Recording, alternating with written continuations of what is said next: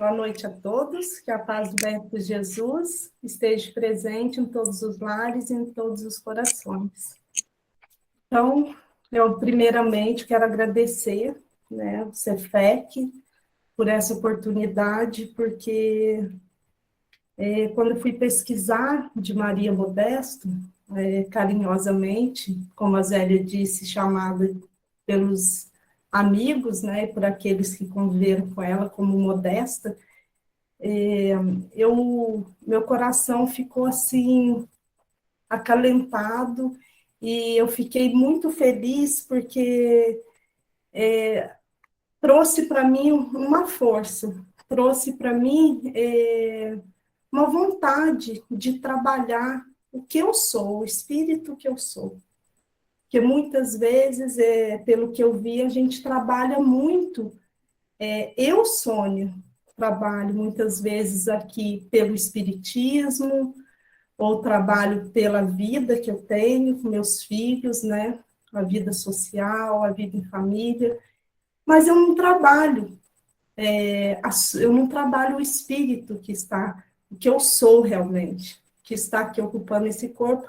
E Dona Maria Modesta me mostrou muito isso através de tudo que eu pesquisei. É muita coisa, não dá para trazer tudo. Eu vi muitos vídeos, eu li muita coisa. Então, eu trouxe um pouquinho, é muito pouco. E o que eu encontrei dela, eu espero que para vocês também sirva de aprendizado e sirva como uma injeção de vontade de trabalhar também em vocês o espírito que são. Então, Modesta nasceu em Uberaba, em 1899. Ela teve formação católica, casou-se aos 17 anos com o major Nestor Cravo. Ela mudou-se para Belo Horizonte após o casamento, onde nasceram seus 6 filhos. Ela desencarnou em 1964 em Belo Horizonte. Então, esse é o grosso, primeiramente. Aí nós já vemos que ela desencarnou bem nova, com 65 anos. Essas histórias que eu consegui trazer podem ser encontradas no livro Recordações de Modesta, por Iraci Cecílio. Tem essas imagens, tem essas histórias, né, que eu vou contar aqui. Quanto ao vídeo lá do início, Laide, não é meu, tá? Ela tem no YouTube, porque fizeram uma música para ela. Essa música foi feita em homenagem a ela. E eu encontrei nas minhas pesquisas esse vídeo, que eu achei linda a música, e gostei muito, que tinha as imagens, e aí eu pedi para o Estevam colocar no início. Esse é o seu esposo, o Major Nestor Cravo, e essa imagem é deles recém-casados, lá em Belo Horizonte, no ano de 1916. Então, logo após o seu casamento, em torno de 1 ano de casado, ela começou a apresentar desequilíbrios físicos e mentais para eles, nesse olhar, no primeiro olhar, e o marido já ficou preocupado. Então, ele vai até o pai dela, que é o senhor João Modesto, nós temos aí a dona Ermelinda, a mãe. Então, ele fala com os pais que ele está preocupado por aquilo que ela está passando, e o pai, né, orienta o marido que procure Eurípides Barçanufo em Sacramento, porque ali eles percebem que não é só uma coisa física. Então, ele orienta que procure ele, para que ele veja o que está acontecendo com ela, porque ele já trabalhava, né, no espiritismo, com mediunidades, ajudava, fazia curas, então eles resolveram procurar. E Eurípides verificou que sim, ela estava sendo obsediada por vários espíritos sofredores, e que ela precisava de tratamento físico, mas também um tratamento espiritual. E ela começa ali um tratamento, né, junto a Eurípides, um tratamento de passe, água fluidificada, evangelho, e começa a fazer esse, né, esse acolhimento, e ela ali aprende, começa a aprender, ele percebe que ela tem isso já nela, né, ela recebe aquilo muito fácil, e ele a convida para participar dos trabalhos mediúnicos, né? Ela aceita, começa a aprender, já tinha aprendido a doutrina, e ele aconselha a voltar para Uberaba e fazer esse trabalho lá, porque ela já estava fazendo trabalhos de cura também. E ela vai para Uberaba. Aqui eu trouxe, entre os slides, algumas falas de Modesta para a gente ir encaixando na vida dela. Porque quando ela nos traz essas falas dela, é o que ela vive realmente. Porque muitas vezes nós lemos, a gente vê muita coisa que a gente queria que fosse assim com a gente também. Poder escrever algo que nós vivemos. Então, ela pode estar escrevendo tudo que eu trouxe aqui, ela realmente foi vivido por ela e foi sentido por ela. Ela diz, somos vítimas, mas também vitimamos. Ou seja, ela não estava sendo vítima dos obsessores, ela diz, somos vítimas, mas também vitimamos. Não estamos fora dos preconceitos do mundo. Costumamos habitar a indesejada guarita de onde vigiamos a vida. Ou seja, guarita é onde estamos protegidos, né? Ficamos lá dentro só observando, protegidos, o que acontece ali por volta. Protegidos, lançamos nossos olhos curiosos sobre os que se aproximam, sobre os que se destacam, e instintivamente preparamos reações, opiniões. E é assim mesmo conosco, a gente fica muitas vezes protegidos nesse corpo físico, mas nós estamos ali olhando e observando o que acontece ao nosso redor. E instintivamente, nós sabemos que é assim, nós já temos reações ao que acontece e opiniões, sem mesmo chegar a entender o que acontece ali. E assim, ela foi para Uberaba e lá ela começou a fazer os atendimentos na casa dela. Ela fazia atendimentos, ela dava receita, né? Fazia o receituário que ela recebia de médicos da espiritualidade, que se utilizavam dela. Então, ela ajudava muitos enfermos. E o pai, percebendo isso, ele doou uma casa para que ela atenda ali. Então, é ali que é fundado o Ponto Espírita Bezerra de Menezes. E ali ela começa a fazer atendimentos 3 vezes por semana. E faz esse trabalho dessa mediunidade de cura dela. Aqui nós temos o Centro Espírita Uberabense. Por quê? Quando ela começou a trabalhar ali, né, no Ponto Bezerra de Menezes, aumentou muito aqueles que vinham atrás dela. E já estava, o local já estava pequeno para o atendimento. Então, ela resolve, né, fundar esse centro espírita. É o primeiro centro espírita de Uberaba. Foi ela que fundou. E ali, nesse centro, foi quando ela recebeu a sua fez a primeira comunicação psicofônica, porque até então ela ainda não tinha, né, essa mediunidade, assim, ela ainda não utilizava, né, ela já deveria ter, pelo pouco eu entendo de mediunidade que eu ainda estou estudando, mas ali foi aflorado aquilo, e ela teve ali a sua primeira comunicação, que foi do espírito Ismael. Na época, aqueles, né, que acompanhavam ali ficaram até duvidosos daquilo. Espírito Ismael passando uma comunicação, e eles foram até a FEB, procurar a federação para perguntar se passaram a mensagem que foi recebida e para tirar essa dúvida. E sim, a FEB, depois de uns dias, respondeu que sim, que era do espírito Ismael mesmo, e que o próprio espírito Ismael tinha confirmado isso. Então, aquilo deixou todos ali numa alegria tremenda, por verem, assim, que a coisa que era tão, que estava sendo feita com tanto amor, com tanta seriedade, que eles estavam ali recebendo uma mensagem de Ismael, que é o protetor do Brasil, né? Que é o anjo de guarda do nosso Brasil. Então, aquilo lá para eles foi de muita alegria. Aqui eu trago outra fala de Modesta.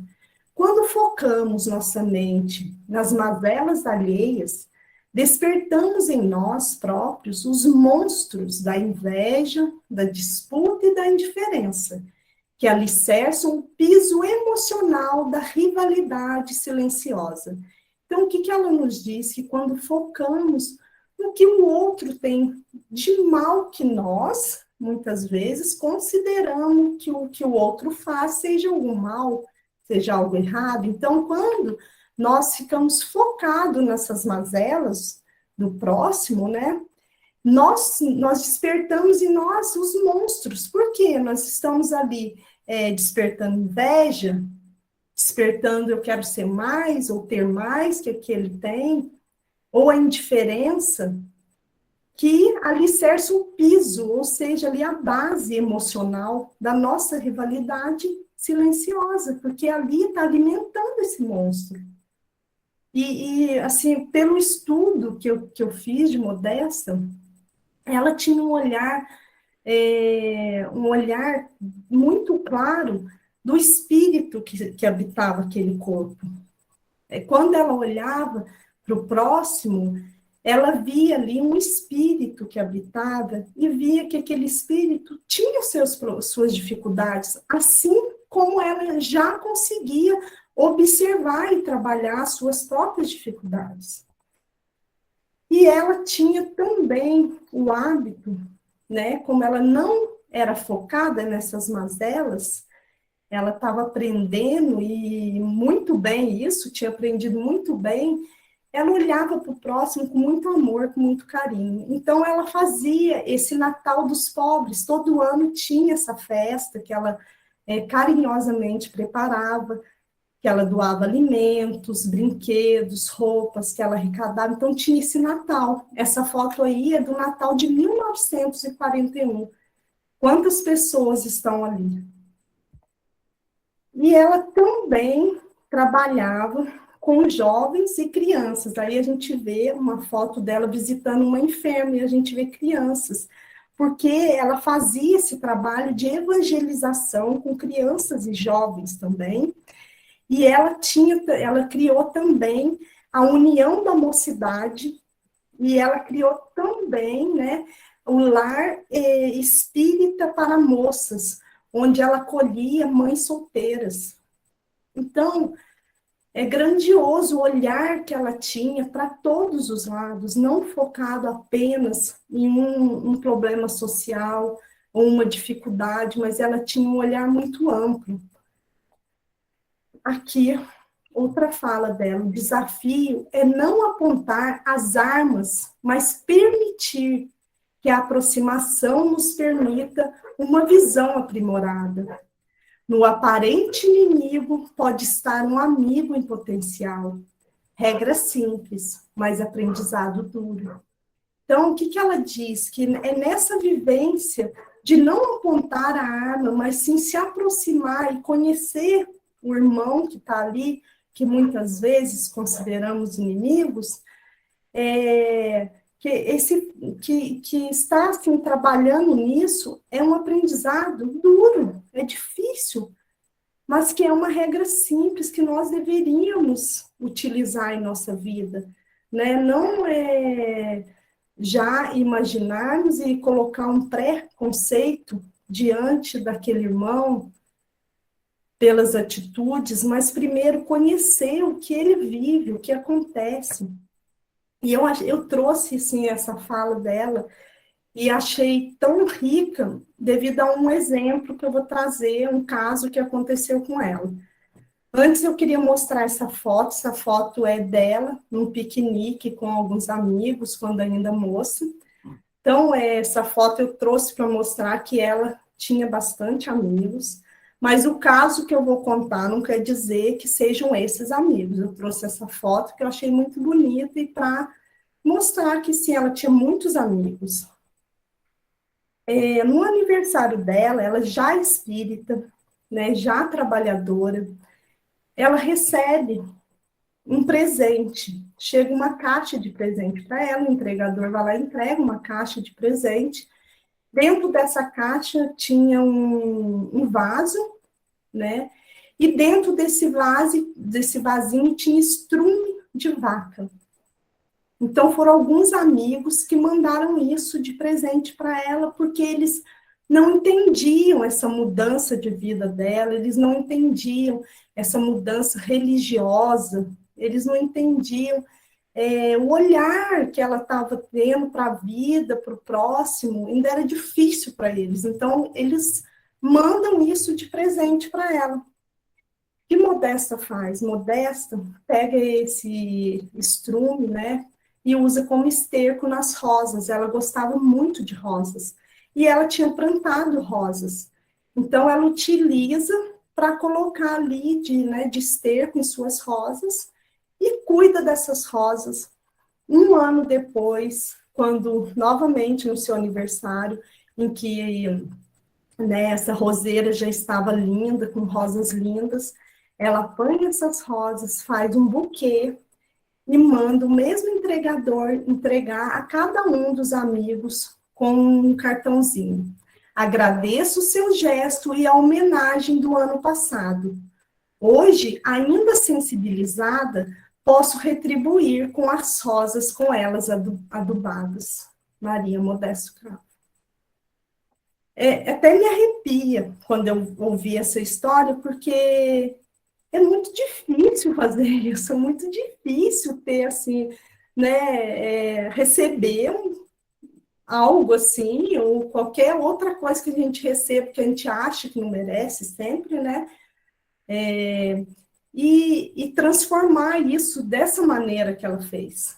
Né? Olha o tempo que se passou, um ano, e ela carinhosamente, ela não deixou aquilo fazer parte da vida dela, machucando, fazendo com que ela se ficasse triste, magoada, não.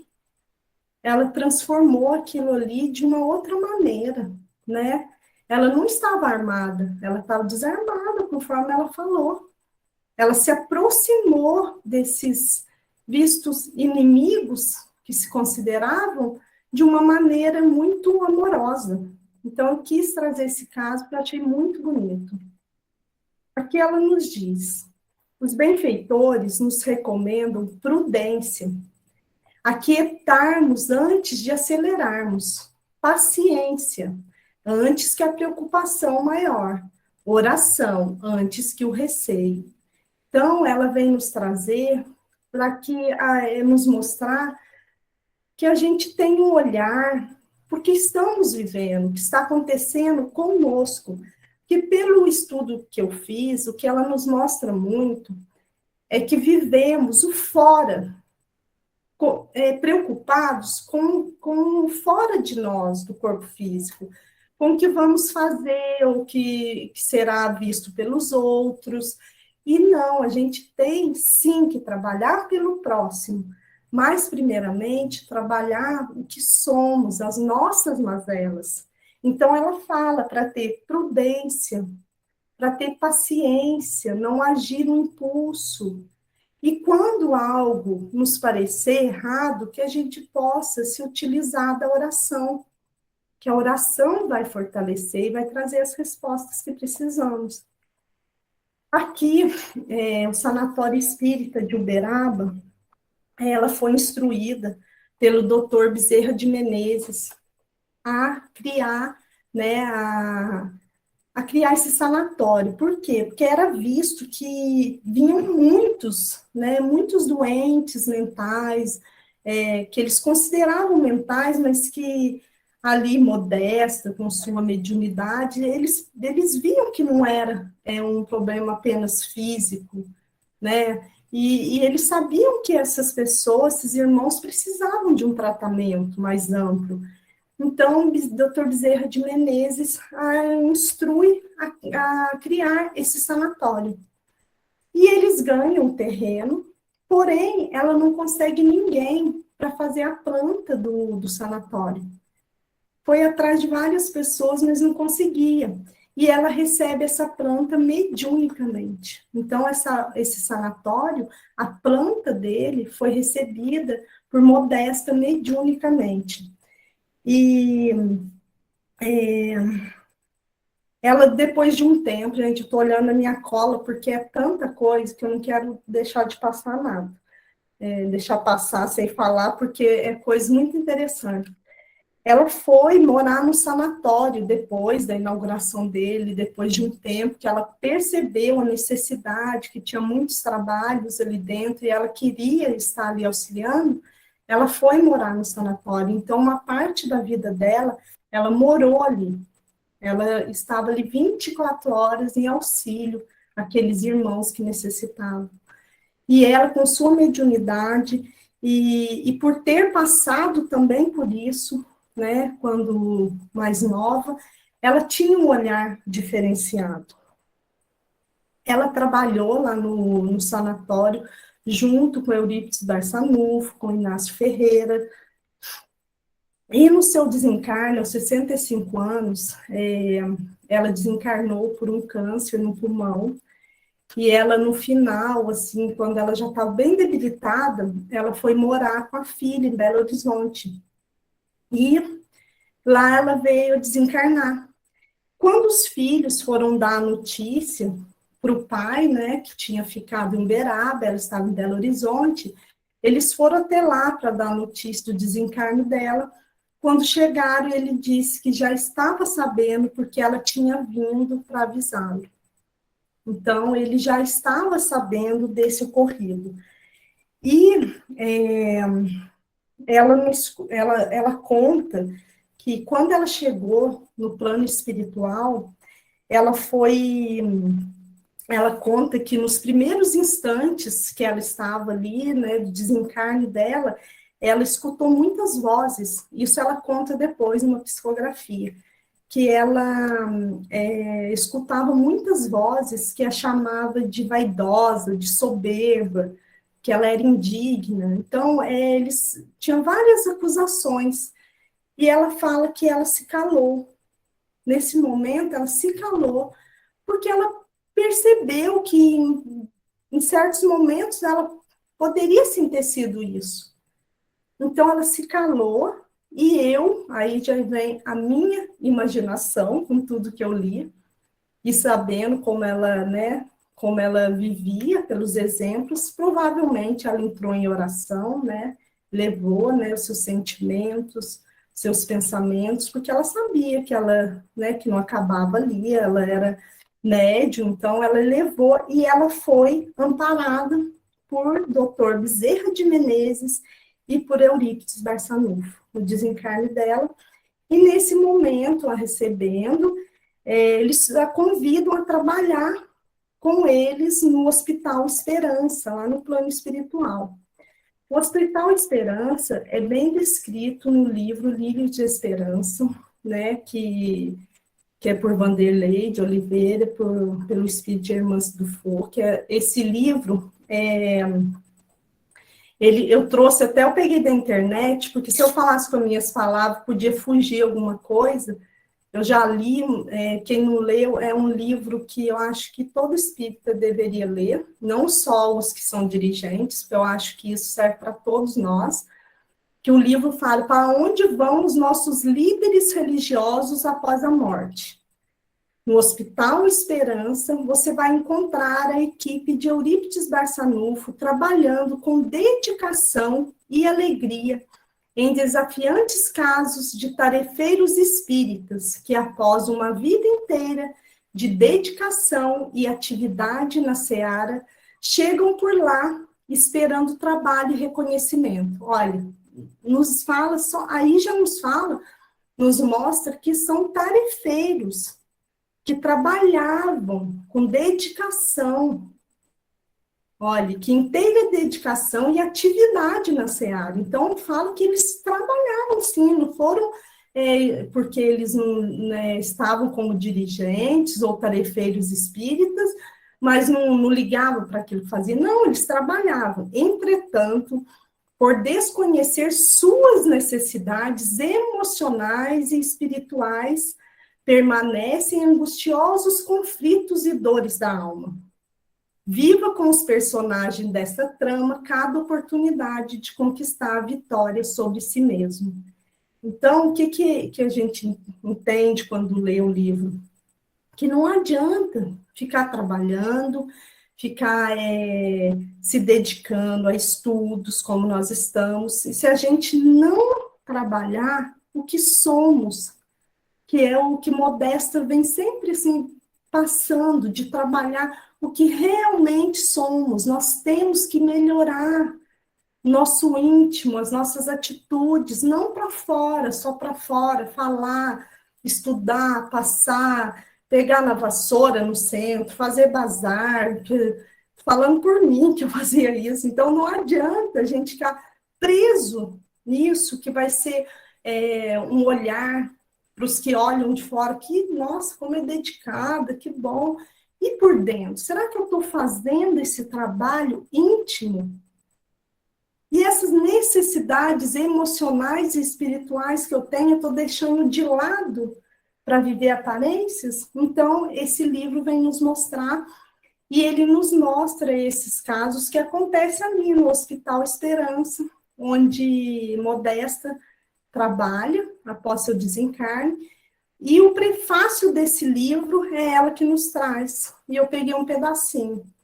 Enquanto inúmeros aprendizes da mediunidade optam pelo fascínio da mordomia para servirem, preferindo o exercício mediúnico distante do sacrifício e nos braços do convencionalismo, Jesus conta com os destemidos dispostos à segunda milha das ações que ultrapassam o comodismo inspirado na rigidez da pureza filosófica.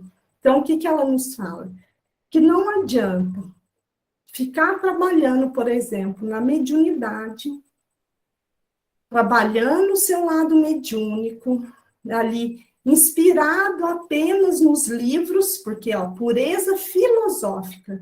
Estuda, aprende, sabe de cor o livro dos espíritos, o livro dos médiuns, trabalha na mediunidade, mas fica distante dos sacrifícios que é de cada um.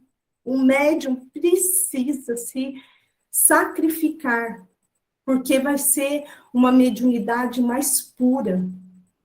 Teremos muito mais o auxílio da espiritualidade amiga quando nos conscientizarmos que não adianta só, é importantíssimo o estudo.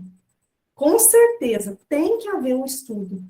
Porém, precisamos ter, sim, esse trabalho do que somos, para que esse trabalho mediúnico fique um trabalho mais harmonioso, mais puro. Nós precisamos estar abertos a isso, a entender isso. E lá no plano espiritual, ela continua com seus trabalhos, ela trabalha no pavilhão dos dirigentes espíritas, ela faz esse auxílio lá. Ela trabalha com a caravana de jovens aprendizes, que são socorristas. Ela trabalha ensinando esses jovens. Ela faz ainda palestras como orientadora no plano espiritual. Mentora de casas espíritas, tem várias casas espíritas com o nome de Maria Modesto Cravo, em que ela é a mentora, ela auxilia ali no plano espiritual essas casas. No plano espiritual, hoje em dia, ela assina como servidora do Cristo. Ela já não usa nem o próprio nome, ela se designa a servidora do Cristo.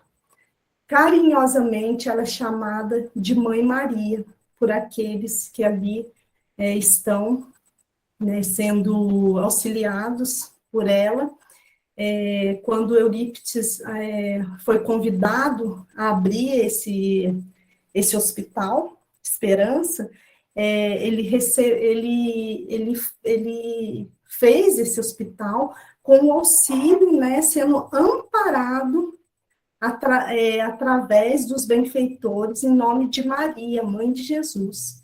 Então, o trabalho é sério e o trabalho é muito amoroso, assim como ela fazia aqui, eles trabalham ainda lá. Modesta nos diz: conhecer mecanismos não revelados sobre a ação dos opositores da verdade é, no mínimo, uma obrigação de quem pretende consolidar bem a sua vida. Há uma parte de nós em cada um deles, há um pouco deles em cada um de nós. O que ela quer dizer? Que a gente precisa. O que são esses mecanismos não revelados sobre a ação dos opositores? Quem que é os opositores da verdade? É os que estão contra o bem, é os que trabalham contra o bem, contra as leis divinas, é os que querem fazer com que tudo dê errado, onde as coisas aconteçam de uma maneira maldosa, onde possam ir uns contra os outros, jogar uns contra os outros. Então, existe sim essa espiritualidade aí, que infelizmente está ligada ao mal. Então, ela fala que nós precisamos conhecer os mecanismos que eles usam, porque muitos desses espíritos são inteligentíssimos, ainda voltados ao mal, mas eles têm uma inteligência muito grande, e eles têm meios de atrapalhar a nossa vida aqui, quando estamos aqui, e até mesmo aqueles que vão despreparados para o plano espiritual, eles têm meios de atrapalhar a nossa vida que a gente ainda nem faz ideia.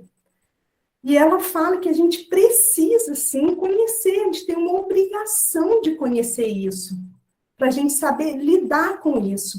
Porque há uma parte de nós em cada um deles. Sim, nós já vivemos, nós podemos ter passado por isso. Porque se nós estamos nesse momento aqui encarnados, passando por tudo que está passando, nós não fomos santinhos, né? Convenhamos. Então, a gente tem as nossas mazelas, os nossos erros, então há um pouco de nós em cada um deles, porque eles vivem isso, e há um pouco deles em cada um de nós, porque nós vivemos aquilo. Então, a gente precisa saber como lidar com isso. E Maria Modesto nos diz: somente o amor sentido e aplicado vai trazer ao mundo os caminhos da paz e da sabedoria, com as quais a humanidade encontrará chances de avançar rumo a dias melhores. O amor sentido e aplicado. Então, isso é importantíssimo. Nós percebemos, com a vida dela, que ela tem uma visão do amor diferenciada de nós. Porque ela conseguiu e consegue praticar o amor de uma maneira diferenciada, que eu acho que nós ainda temos um pouco de dificuldade, mas que não é impossível chegarmos a isso. Nós precisamos trabalhar o que somos.